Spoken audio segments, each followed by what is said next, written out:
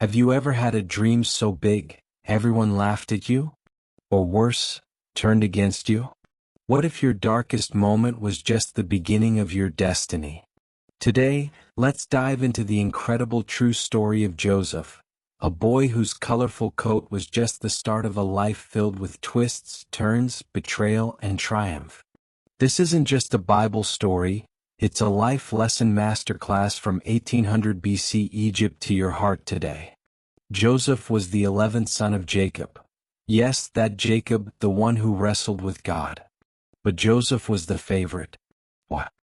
His mother Rachel was Jacob's true love, and Joseph had a sparkle in his eye, a mind full of visions, and most famously, a coat of many colors, likely a richly embroidered robe symbolizing status.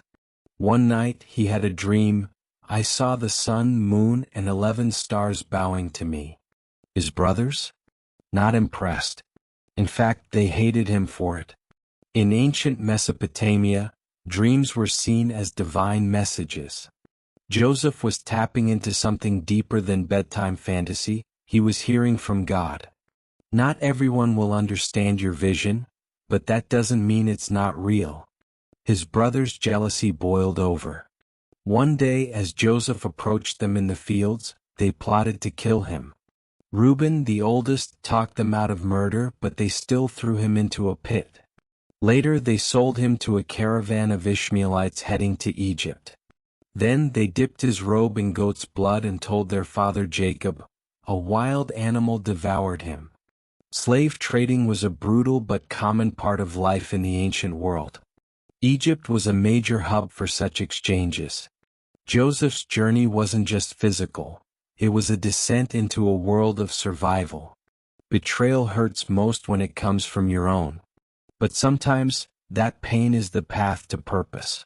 In Egypt, Joseph was sold to Potiphar, a top military officer. Joseph worked hard, earned trust, and was soon managing the entire household. But then, scandal. Potiphar's wife tried to seduce him. When Joseph ran away, she screamed and lied that he assaulted her. Joseph was thrown into prison. Even in jail, Joseph found favor. He rose to manage the prison itself. Why? Because the Lord was with Joseph. Genesis 39 verse 21. In ancient Egypt, prison wasn't just punishment, it was political. Joseph wasn't forgotten by man alone. He was being prepared by God. Integrity might cost you short-term comfort, but it wins long-term character. While in prison, Joseph interpreted dreams for Pharaoh's cupbearer and baker. One was restored, the other executed, just as Joseph said. 2 years later, Pharaoh had terrifying dreams. 7 fat cows eaten by 7 thin ones, and 7 healthy heads of grain swallowed by 7 scorched ones. No one could explain them. The cupbearer finally remembered Joseph. Joseph stood before Pharaoh and said, God will give Pharaoh the answer. He interpreted the dreams. 7 years of plenty would be followed by 7 years of famine. Pharaoh was stunned and impressed. Joseph was promoted to the second highest position in Egypt, given Pharaoh's signet ring, robes of fine linen, and a gold chain. Pharaohs often appointed foreign-born viziers. Joseph's ascent fits Egyptian records of Semitic officials and high power. Your gift will make room for you, even in a foreign land.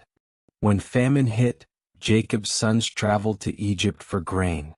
Guess who they bowed to? Yup, Joseph. But they didn't recognize him. He tested their character, especially how they treated his younger brother Benjamin. After emotional back and forth, Joseph finally revealed himself. I am Joseph, your brother. Tears. Forgiveness. He told them not to be afraid because what you meant for evil, God meant for good. Genesis 50 verse 20. Forgiveness frees both the wounded and the wounder.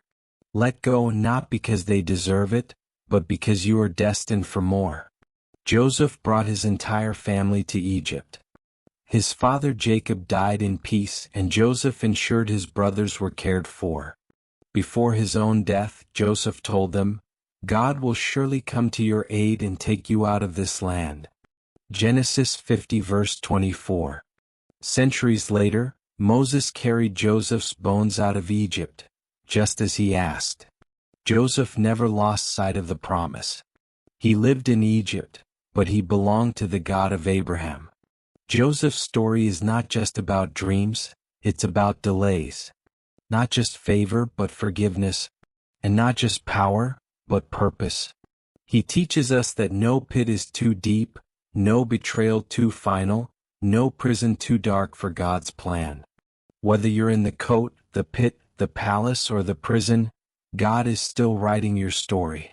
So next time life throws you down, remember Joseph. And wear your dream like a coat, even if it gets torn.